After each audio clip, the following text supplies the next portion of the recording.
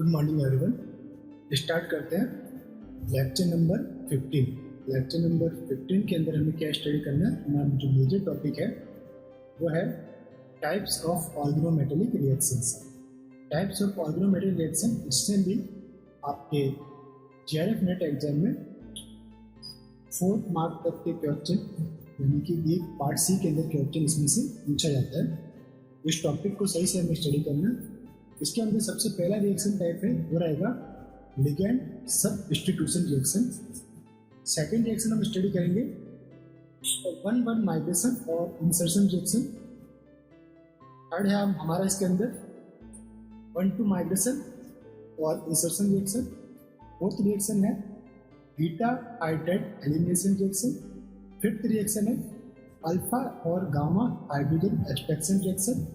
And 6 reaction है जो combined reaction हम पढ़ेंगे oxidative addition reaction and reductive elimination reaction. में भी मोस्ट इंपॉर्टेंट रिएक्शन है आपकी oxidative addition and elimination, reductive elimination reaction. सारे के सारे रिएक्शन मोस्ट है, बट इसमें से ज़्यादातर टाइप आपके क्वेश्चन आस्क किए जाते हैं। तो इस पर्टिकुलर लेक्चर के अंदर हम जो रिएक्शन पढ़ने वाले हैं वो रहेगा आपका लिगैंड सब्स्टिट्यूशन रिएक्शन, जिसके अंदर हम SN1 एंड SN2 रिएक्शन के बारे में स्टडी करेंगे। ऑर्गेनोमेटेलिक SN1 और SN2 रिएक्शन। तो चलिए स्टार्ट करते हैं। फर्स्ट मेजर टॉपिक आपका है लिगैंड सब्स्टिट्यूशन रिएक्शन। 2 टाइप के आपके रहते हैं ये। पहला डिसोसिएटिव मैकेनिज्म, या फिर इसे हम कहते हैं SN1 रिएक्शन, एंड अदर है आपका एसोसिएटिव मैकेनिज्म, इसे कहते हैं SN2 रिएक्शन। इसे याद रखने का तरीका है SN1 मीन्स 2 स्टेप में कंप्लीट होगी, SN2 मीन्स 1 स्टेप में कंप्लीट होगी। अब इसमें डिफरेंशिएट कैसे करना है वो देख लेते हैं। सबसे पहले डिफरेंशिएट के लिए ये है आपकी SN1 रिएक्शन, दिस वन, ये है आपकी SN2 रिएक्शन। डिफरेंशिएट करते हैं। फर्स्ट है कि 18 electron complex source dissociative mechanism, यानी कि जो टोटली जिसका overall total valence electron 18 electron आएगा वो सबसे पहले डिसोसिएट होंगे, एक वैकेंट साइट जनरेट करेंगे और फिर उसके अंदर लिगैंड का अटैक करेंगे, लाइक क्रोमियम CO6 निकल CO4। ओके, फिर इसका SN1 के अंदर सेकंड पॉइंट था all octahedral geometry go through dissociative mechanism.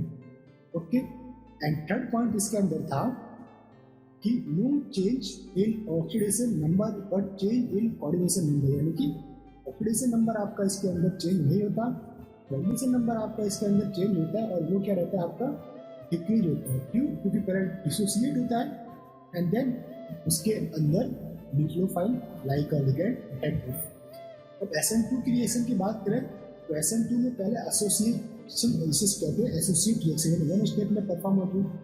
जितने भी 16 इलेक्ट्रॉन कॉम्प्लेक्स है वो आपका एसोसिएट रिएक्शन परफॉर्म करते हैं, like iridium, carbonyl PPH3 3 molecule and Cl, and rhodium Cl PPH3 3 molecule. ये दोनों के दोनों आपके कैटलिस्ट हैं जो कि एसोसिएटिव मैकेनिज्म से रिएक्शन को प्रोसीड करते हैं। सेकेंड पॉइंट, इसमें भी कोऑर्डिनेशन नंबर क्या होती है आपकी चेंज होती है, बट ऑक्सीडेशन नंबर इसमें भी चेंज नहीं होती है। ऑक्सीडेशन नंबर नॉट चेंज और कोऑर्डिनेशन नंबर चेंज होती है, और ये कोऑर्डिनेशन नंबर इसके अंदर इंक्रीज होता है। एसोसिएशन हो रहा है ना, कोऑर्डिनेशन नंबर के अंदर इंक्रीमेंट हो रहा है।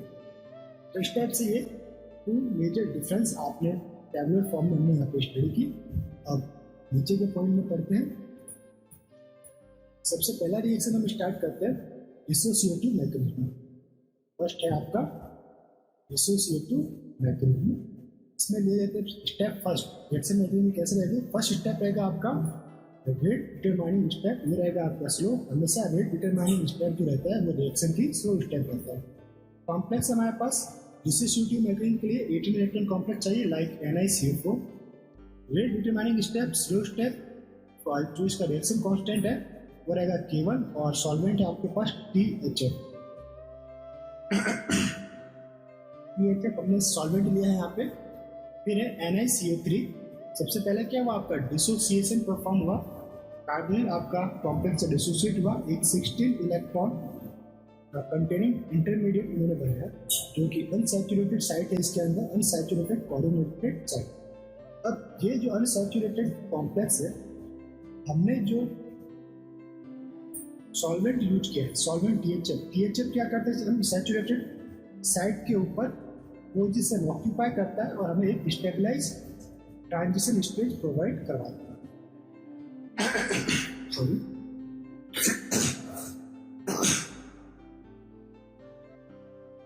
ओके। स्टेप सेकंड में क्या होता है, स्टेप सेकंड में जो आपका स्टेबलाइज इंटरमीडिएट है, अब यहाँ पे लिगेंड आपका अटैक करेगा लाइक PPH3, ये रिएक्शन होगी फास्ट, K2 इसका रहेगा रिएक्शन कांस्टेंट और हमारे पास कॉम्प्लेक्स बनेगा NiCO3L। ये सब डिस्ट्रीब्यूटेड प्रोडक्ट आपका बन गया, 18 इलेक्ट्रॉन कॉम्प्लेक्स ओवरऑल रहेगा। रेट किसके ऊपर डिपेंड करेगा, रिएक्शन का रेट डिपेंड करेगा फर्स्ट स्टेप पे, लाइक NiCO4 जो हमने स्टार्टिंग मटेरियल लिया था उसके ऊपर ये डिपेंड करेगा। तो rate equals to K NiCO4, okay. ये रहा आपका force constant, rate constant, okay. ये क्या था यहाँ पे, रेट कांस्टेंट। सेकंड एग्जांपल है हमारे पास लाइक MoCO6 मोलिब्डेनम, ये है आपका ऑक्टाहेड्रल 18 इलेक्ट्रॉन कॉम्प्लेक्स। अगर हम SN1 के थ्रू रिएक्शन करवाते हैं तो हमको क्या मिलेगा प्रोडक्ट, ओवरऑल प्रोडक्ट मिलेगा MoCO5L ऑक्टाहेड्रल 18 इलेक्ट्रॉन कॉम्प्लेक्स। जो इसकी रिएक्शन प्रोसीजर है देख लेते हैं उसको।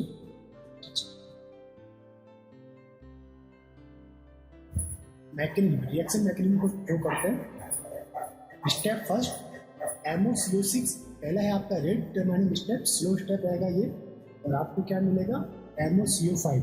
कोऑर्डिनेशन नंबर क्या हुआ 5, पहले 6 था अब 5, पहले कोऑर्डिनेशन नंबर डिक्रीज हुआ।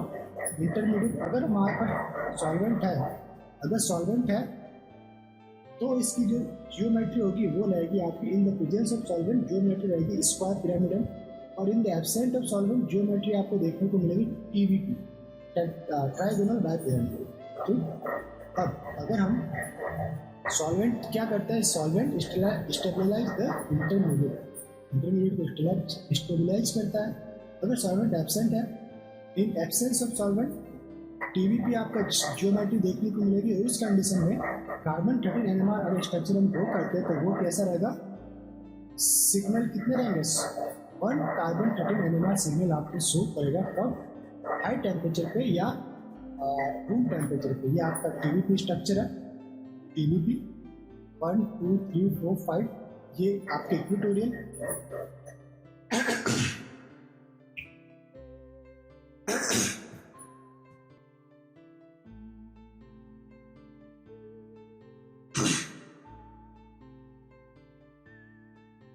ये था आपका इक्वेटोरियल पोजीशन और ये था एक्सियल।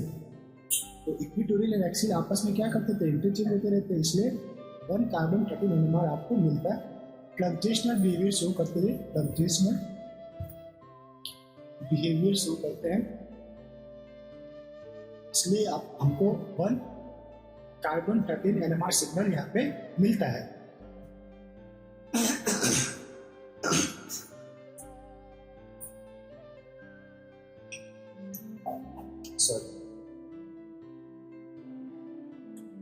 अगर हमारे पास THF है, सॉल्वेंट हमने THF लिया है, तो उस कंडीशन में हमारे पास जियोमेट्री कैसे रहेगी, आप इसे बोल सकते हैं स्क्वायर पिरामिडल या फिर ऑक्टाहेड्रल टाइप की जियोमेट्री रहेगी आपके पास, क्या आपका इस वन, ठीक है। ये ऑक्टाहेड्रल भी बोल सकते हैं, स्क्वायर पिरामिडल भी इसको हम देख सकते हैं। इस कंडीशन में अगर हम कार्बन 13 NMR रिकॉर्ड करते तो आपको 2 सिग्नल मिलेंगे। एक सिग्नल ड्यू टू ये स्क्वायर प्लेन के अंदर जितने भी कार्बोनिल ग्रुप है उनके कारण, और एक ये आपका एक्सियल कार्बोनिल के कारण। तो इन द प्रेजेंस ऑफ सॉल्वेंट आपको जियोमेट्री मिलेगी, देख लेते हैं।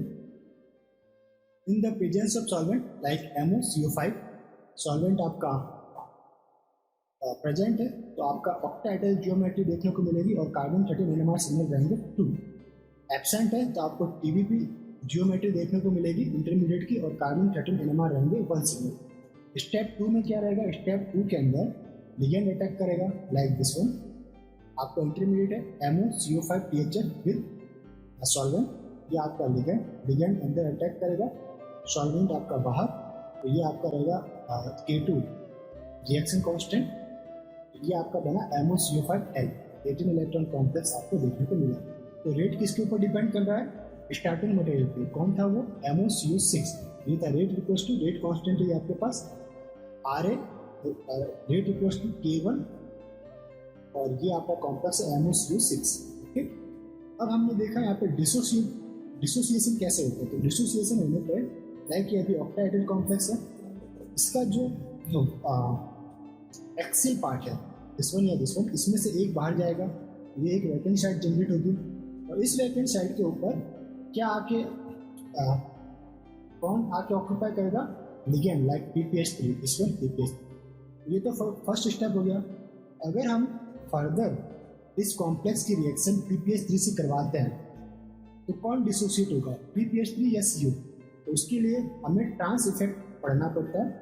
ट्रांस इफेक्ट के अकॉर्डिंग जिस पर्टिकुलर लिगेंड का ट्रांस इफेक्ट ज़्यादा होता है उस लिगेंड के ट्रांस यानी कि 180 की पोजीशन पे जो लिगेंड है वो आपका डिसोसिएट होगा। तो अगर मैं PPH3 एंड CO की बात करूँ तो किसका ट्रांस इफेक्ट ज़्यादा है? CO की। तो इन रिमेनिंग 4 CO में से किसी एक CO के ट्रांस से एक CO आपका एलिमिनेट होगा और वहाँ पे PPH3 आकर ऑक्यूपाई करेगा। ये PPH3 सिस ऑक्टाहेड्रल कॉम्प्लेक्स तो बनना ही है।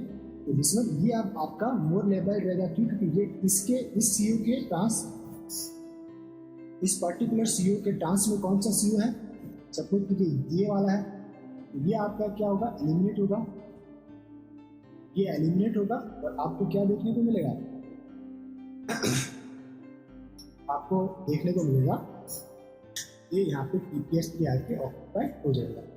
ये मिला आपको सेकंड स्टेप में, या सेकंड जब रिएक्शन करवाए तो PPH3 और थर्ड 3 इक्विवेलेंट हम PPH3 यूज में लेंगे तो आपको मिलेगा एक फेज चेन अरेंजमेंट।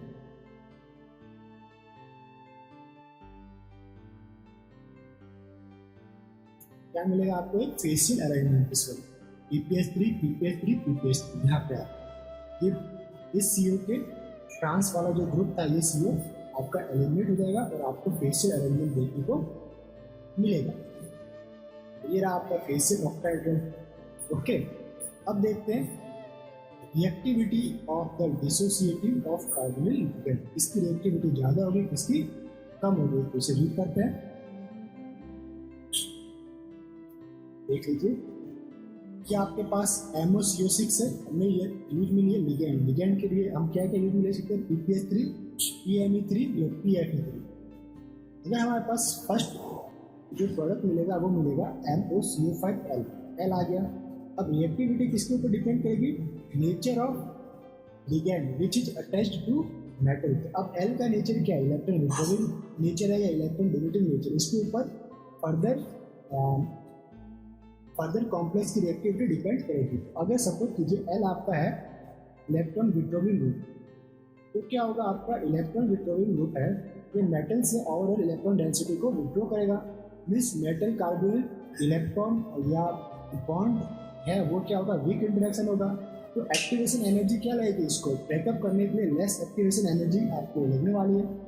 ये वीक इंटरेक्शन शो करेगा, metal carbon bond length increase होगी, लेस एक्टिवेशन एनर्जी आपको अप्लाई करनी पड़ेगी, less bond dissociation energy and carbonyl substitution reaction क्या होगा? फास्ट। इट मींस लिगेंड आपके पास कैसा होना चाहिए?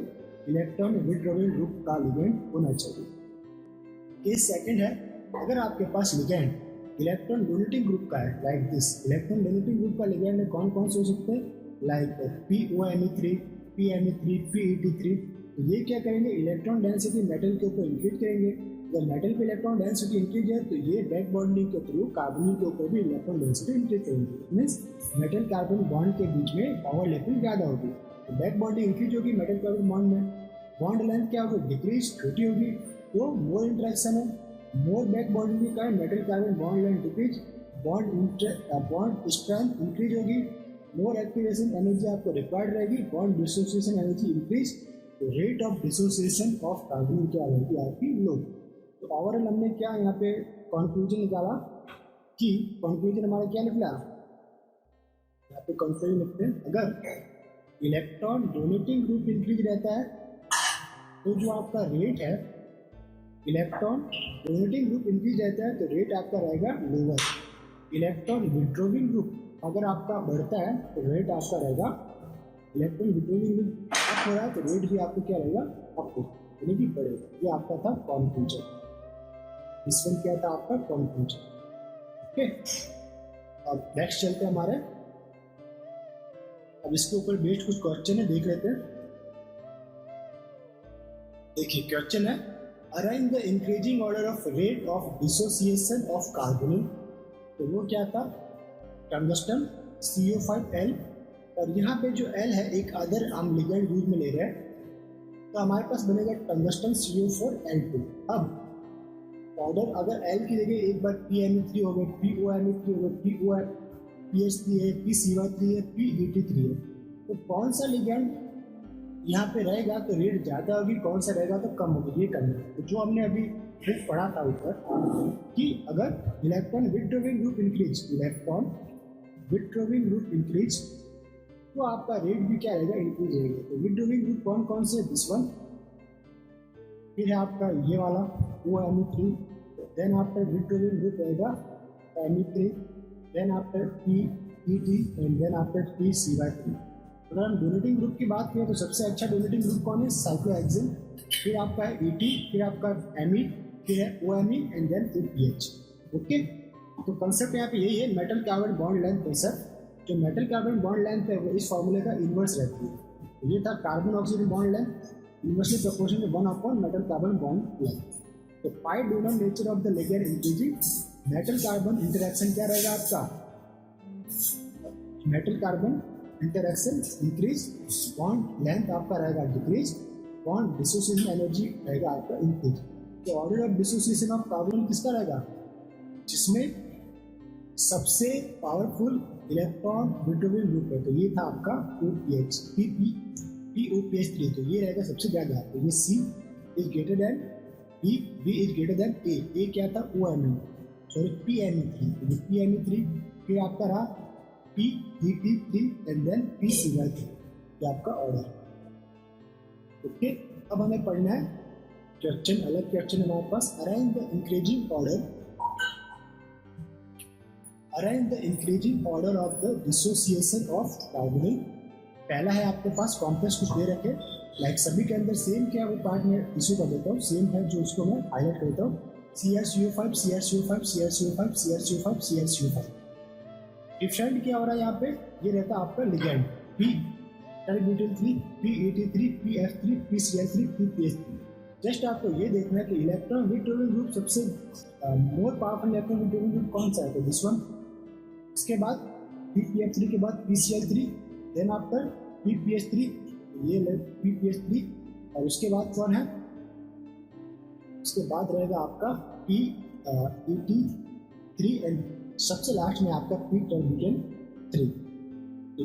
कॉम्प्लेक्स C के लिए लिगेंड सब डिस्ट्रीब्यूशन रिएक्शन फास्टली होगी, और कॉम्प्लेक्स A के लिए लिगेंड सब डिस्ट्रीब्यूशन रिएक्शन स्लो होगी, सबसे स्लो। तो बस हाईलाइट कर लीजिए यहाँ पे, पाई एक्सेप्ट ऑर्डर हमने यहाँ पे बस दो किया है, and then order of dissociation of carbon, C is greater than E, D is greater than E and A। तो इस टाइप से हम इस क्वेश्चन को सॉल्व कर पाए।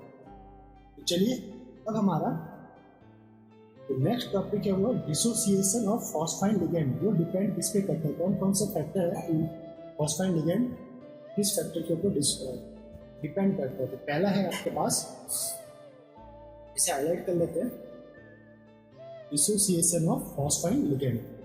चलिए, तो L मीन्स फॉस्फाइन लिगेंड है आपके पास कोई NiL4, और ये है आपके पास कार्बोनिल लिगेंड है जो एंटर करेगा, तो NiL3CO आपके पास बना कॉम्प्लेक्स। अब कौन सा लिगेंड होने पर सबसे ज़्यादा डिसोसिएशन होगा, कौन सा, तो पहला फैक्टर है टॉलमन एंगल, यानी कि जो फॉस्फाइन लिगेंड है अगर उसके ऊपर ये जो सब डिस्ट्रीब्यूटेड फॉस्फाइन इंक्रीज होते हैं PPH3, यानी कि अगर इसके बीच में क्राउडिंग इंक्रीज होती है, steric crowding increase, dissociation of phosphine ligand increase. Like एक आपके पास कॉम्प्लेक्स है इस तरफ से,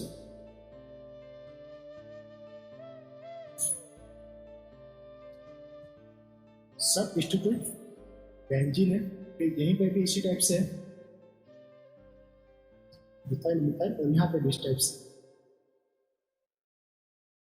अब इन दोनों में इसको मैंने नाम दिया ए और बी, कौन सबसे पहले डिसोसिएट होगा? तो B1 इज डिसोसिएट फर्स्ट, क्योंकि इसके अंदर स्टेरिक क्राउडिंग ज़्यादा है। तो steric crowding increase, dissociation of phosphoryl ligand also increase. Okay, if bond angle increase, dissociation of phosphoryl ligand increase. अभी बॉन्ड एंगल क्या होता है? दिस वन, अगर ये इंक्रीज होता है तो dissociation of phosphoryl ligand also increase. Next है आपके पास दिस सिंपल में, ये है आपका M metal, P this one PH PH PH, bond angle increase, bond length of metal phosphine also increase. ये जो बॉन्ड है बॉन्ड लेंथ कौन सा? Metal phosphine also increase. Bond dissociation energy of metal phosphine क्या रहेगा? Decrease, यानी कम रहेगा। अगर कम एनर्जी लग रही है तो लेस एक्टिवेशन एनर्जी रिक्वायर्ड रहेगी, और ये रिएक्शन क्या रहेगा? फास्ट। डिसोसिएशन प्रोसेस क्या रहेगा आपका? फास्ट रहेगा। ओके, रिएक्शन कैसा रहेगा? फास्ट रहेगा। अब हमने एक टर्म लिया MPF3, इसमें क्या है? कौन एंगल कम है, इसमें कौन एंगल ज़्यादा था, इसमें कौन एंगल कम। स्टेरिक क्राउडिंग स्मॉल है, कौन एंगल डिक्रीज है। बॉन्ड लेंथ भी क्या है? ये एक्सेप्टेड टेंडेंसी का है, तो ये बॉन्ड लेंथ भी इसकी कम रहेगी। बॉन्ड लेंथ कम है तो बॉन्ड डिसोसिएशन एनर्जी क्या रहेगी? हायर। एक्टिवेशन एनर्जी भी रहेगी इसकी हायर, और स्लो डिसोसिएशन होगा, यानी ओवरऑल रिएक्शन रेट क्या रहेगी? रिएक्शन ओवरऑल रहेगा आपका स्लो, यानी डिक्रीज। ओके, अब था आपके पास नेक्स्ट कंसेप्ट, कौन angle order of phosphoryl ligand. कितने सारे फॉस्फोराइल लिगेंड है, उनका हमने एक चार्ट दिया है क्या, like this one P, then 2,4,6 Me3C6H2, ये सब डिस्ट्रीब्यूटेड बेंजीन है जिसके 2, 4 और 6 पोजिशन पे मिथाइल है। इसके लिए कौन एंगल सबसे ज़्यादा है? Then after P2 MeC6H2 3 molecule, P tert butyl 3, P cyclohexyl 3, P3 MeC6H2 3। ये जो ये हो गया आपका पैरामेथिल हो गया, ठीक है, पैरामेथिल बेंजीन है आपका, और 3 मॉलिक्यूल। तो ये वाला जो है वो लेस स्टेरिक है कंपेयर टू टर्म साइक्लोहेक्सेन के तुलना में। फिर आपके पास P आइसोप्रोपाइल 3, P4 MeC6H4, यानी ये हो गया आपका, ये था मेटा, और इस वन ऑर्थो, ये मेटा था, और ये था आपका para, ortho meta para para. Okay, then PPH3 बिना सब डिस्ट्रीब्यूटेड बेंजीन, एंड फिर आपका P MEPH ट्वाइस, PN यानी N butyl 3, PUT3, PPH3, PH PPH twice, PME twice PH, and PME3 and POME3, यानी इसका कौन एंगल सबसे कम रहता है, और इन सभी का सबसे ज़्यादा कौन एंगल रहता है। तो हमें सिंपल एक क्वेश्चन दे दिया कि arrange increasing order of dissociation of phosphoryl ligand. तो हमें क्या देखना है? तो जिस फॉस्फोराइल लिगेंड का कौन एंगल सबसे ज़्यादा होगा वो पहले डिसोसिएट होगा। तो देख लेते हैं, POME3 सबसे कम इसका तो रहता है एंगल, ये है PPH3 ट्वाइस PME3 PNBT, ये वाला जो रहता है PPH3, इसका कौन एंगल सबसे ज़्यादा रहता है। तो अरेंज कर लेते तो PPH3, देन आफ्टर PPH3 के बाद आएगा PME3 वाला, सॉरी PN ब्यूटिल वाला आएगा, तो this one A N butyl वाला, फिर आपका रहेगा PPME3 वाला, एंड सबसे लास्ट में POME3। तो आपका ऑर्डर क्या बनेगा? D कॉम्प्लेक्स में डिसोसिएशन सबसे ज़्यादा होगा compare to A, compare to C, compare to B। अब आपके पास नेक्स्ट क्वेश्चन है, question number, arrange the increasing order of the dissociation of phosphoryl ligand in PD complex. Okay, तो कॉम्प्लेक्स दे रहेगा NaPPH3 NaHPPH twice NaPCY NiPOME3। सबसे ज़्यादा कौन एंगल किस में रहता है? ये रहेगा आपका PPH3 में। तो PP कौन एंगल ऑर्डर, एक PCY भी है, ये PCY है, तो इसमें सबसे ज़्यादा रहेगा। फिर आपका PPH3 में, देन आपका HPPH ट्वाइस में, एंड POME3 में सबसे कम कौन एंगल रहता है। तो डिसोसिएशन परफॉर्म किसमें सबसे पहले होगा? कॉम्प्लेक्स बी में, फिर कॉम्प्लेक्स ए, फिर सी, और फिर डी में। ये आपका आंसर। अब लिगेंड सब्स्टिट्यूशन रिएक्शन का सेकंड पार्ट स्टार्ट करते हैं। तो सेकंड पार्ट है इसका एसोसिएटिव मैकेनिज्म। पहले हमने पढ़ा था डिसोसिएटिव मैकेनिज्म, अब पढ़ेंगे एसोसिएटिव मैकेनिज्म या फिर SN2 रिएक्शन। ओके, तो स्टार्ट करते हैं इससे। एसोसिएटिव मैकेनिज्म कौन शो करेंगे? जो 16 इलेक्ट्रॉन कॉम्प्लेक्स है वो शो करेंगे एसोसिएटिव मैकेनिज्म। फिर सेकंड है 18 electron complex in the presence of fluctuational ligand, वो भी आपका एसोसिएटिव मैकेनिज्म शो करते हैं। अगर 18 इलेक्ट्रॉन सिस्टम के अंदर फ्लक्चुएशनल मॉलिक्यूल या लिगेंड लाइक साइक्लोपेंटाडाइनल हो गया या मीटा4 कॉम्प्लेक्स हो गया या मीटा3 हो गया, मीटा4 हो गया या मीटा5 हो गया, इस कंडीशन में वो एसोसिएटिव मैकेनिज्म शो करते हैं। Like some fluctuational ligand like NO, linear nitrosyl है ये, CP, इंडेनिन एंड प्यूरेनिन, ये सब आपके फ्लक्चुएशनल बिहेवियर वाले लिगेंड्स हैं। अब ये NO2 टाइप में एग्जिस्ट करता है। एक है बैंड नाइट्रोसिन जो कि 1 इलेक्ट्रॉन डोनर की तरह काम करता है, एक है लीनियर नाइट्रोसिन जो कि 3 इलेक्ट्रॉन डोनर की तरह काम करता है। तो देखते हैं इसके अंदर दिस, ये आपका CP साइक्लोपेंटाडाइनाइल, इसकी नॉर्मल हैप्टेसिटी होती है मीटा5। अगर ये एसोसिएटिव मैकेनिज्म शो कर रहा है तो मीटा5 से किसमें चेंज हो सकता है? मीटा3 में, मीटा3 से मीटा1 में। इन 3 टाइप की फ्लक्चुएशनल बिहेवियर या हैप्टेसिटी ये शो कर सकता है। ये है आपके पास इंडेनिन, बहुत ही इंपॉर्टेंट आपका एक लिगेंड है, metal attach to this one, इस टाइप का एक लिगेंड है जिसके अंदर ये बेंजीन रिंग, ये बेंजीन रिंग आपकी फ्यूज होती है एक साइक्लिक सिस्टम से। दिस वन, ये आपका कह सकते हैं आप एक 5 मेंबर रिंग है और एक 6 मेंबर रिंग है जो कि एरोमेटिक। एक आपके पास लिगेंड है, ये भी इंपॉर्टेंट लिगेंड है, फ्लोरीन। फ्लोरीन में क्या होता है, जस्ट ये जो आपका इंडेलिन है, इंडेलिन इस फेज के ऊपर एक बेंजीन रिंग फ्यूज कर दीजिए। ये आपका इंडेलिन इस फेज के ऊपर हमने एक बेंजीन रिंग फ्यूज कर दी, इस वन, ये बन गया आपका फ्लोरीन। ओके, तो इस टाइप से ये दोनों ही आपके जब कॉम्प्लेक्स में रहते हैं तो डिसोसिएशन प्रोसेस हाई रहता है, यानी लिगेंड डिसोसिएशन प्रोसेस इंक्रीज हो जाता है। कैसे होगा आप देख लेंगे। रिएक्शन हमें करवानी है, रिएक्शन के थ्रू इसे समझते हैं। लाइक MOCON, ये N नंबर ऑफ कार्बन यहाँ पे प्रेजेंट, सिर्फ समझने के लिए लिगेंड से हमने रिएक्शन करवाई। तो मेरे पास प्रोडक्ट क्या बनेगा? MOCON-1, यानी कि एक कार्बन कम और L प्लस CO यहाँ पे एलिमिनेट हो रहा है। मैकेनिज्म में कैसा रहा? स्टेप फर्स्ट में क्या रहेगा? MOCON प्लस L, तो रेट डिटरमाइनिंग स्टेप क्या रहता है? स्लो, ये आपका रेट कांस्टेंट। अब क्या हुआ इसमें? पहला एसोसिएशन है, इसमें लिगेंड जाके कॉम्प्लेक्स के साथ एसोसिएट होगा, जुड़ेगा, तो हमारे पास इंटरमीडिएट बनेगा MOCONL। ये जो आपका बना MOCO6L, अगर हमारे पास हम लेते हैं MOCO6 तो हमारे पास क्या बनेगा? MOCO6L। कोऑर्डिनेशन नंबर कितना हो गया? 7। अब 7 कोऑर्डिनेशन नंबर है, ये आपका इंटरमीडिएट 2 टाइप से एग्जिस्ट कर सकते हैं।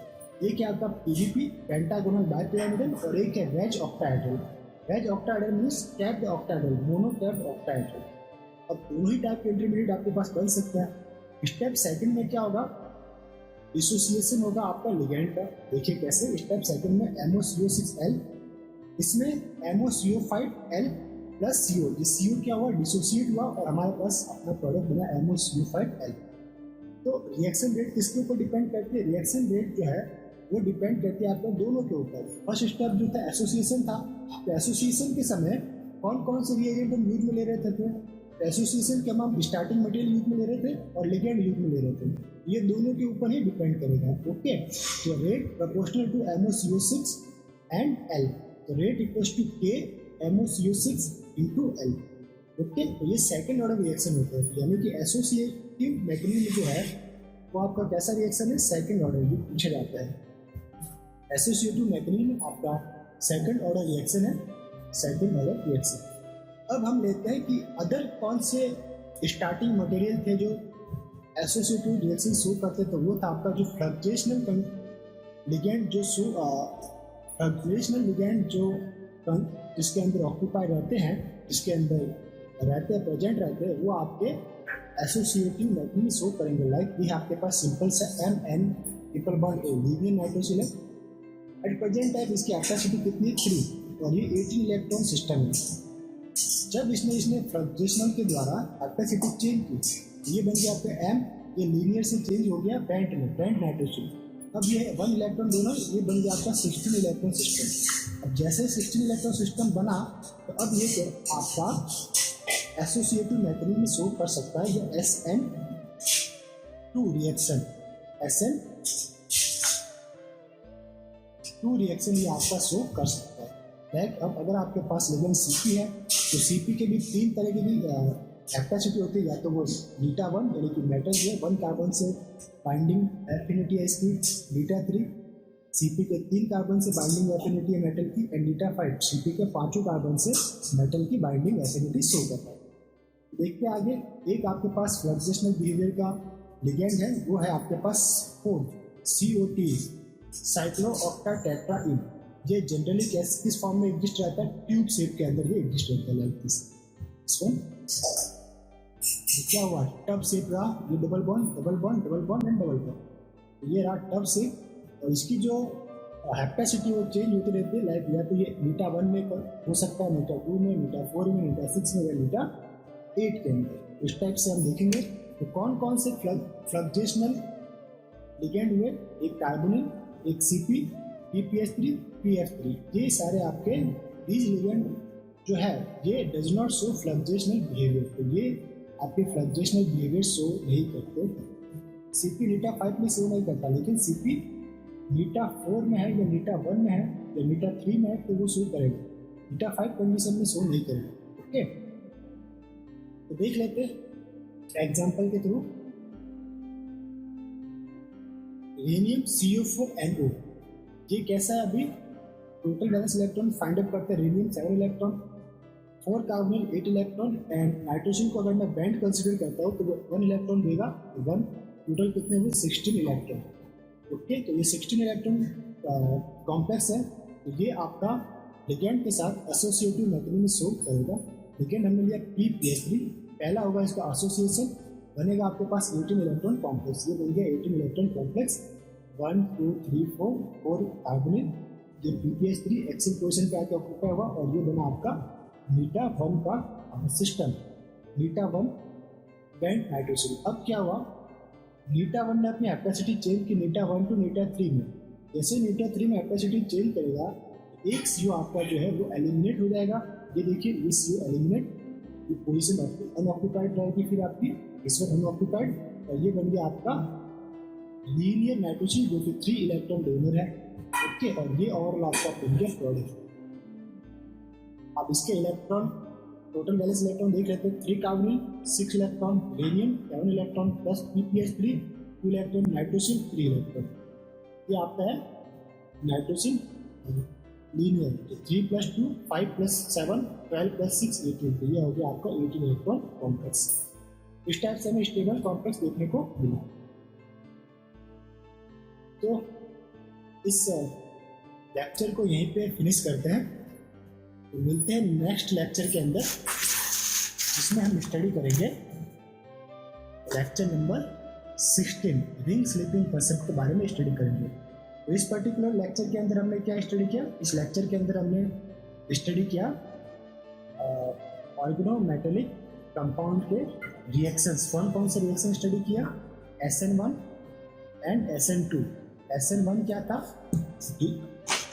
SN1 रिएक्शन था डिसोसिएटिव रिएक्शन, एंड SN1 था एसोसिएटिव रिएक्शन, जो कि दोनों ही मोस्ट इंपॉर्टेंट रिएक्शन है आपकी, जिसमें से 2 to 4 मार्क के क्वेश्चन पूछे जाते हैं, तो आपको इसे ध्यान से प्रिपेयर करना है। मोस्ट इंपॉर्टेंट क्वेश्चन टॉपिक है आपके। ओके, तो मिलते हैं नेक्स्ट लेक्चर नंबर 16 के अंदर। तब तक के लिए हैव अ नाइस डे।